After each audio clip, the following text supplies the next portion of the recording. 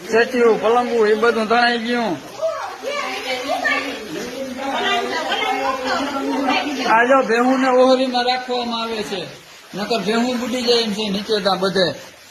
ડેલા બરાબર પાણી ભર્યું છે ભાઈ। આ રૂમમાં બધી વસ્તુ તરે છે, સેટી ને લુગડા ને તડકા ને કુવાય કઈ વધ્યું નથી અમારી પાસે ભાઈ। હવે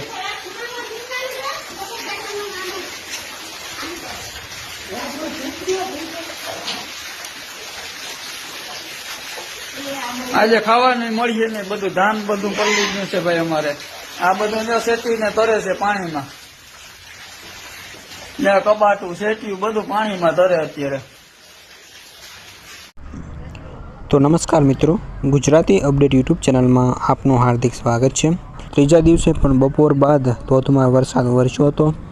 ધોધમાર વરસાદથી રોડ રસ્તા ઉપર પાણી ફરી વળ્યા હતા, તેમજ નીચાણવાળા વિસ્તારોમાં પાણી ભરાયા હતા। મિત્રો, આ વિડીયોમાં તમે જોઈ શકો છો કે લોકોના ઘરમાં પણ પાણી ભરાઈ ગયા હતા।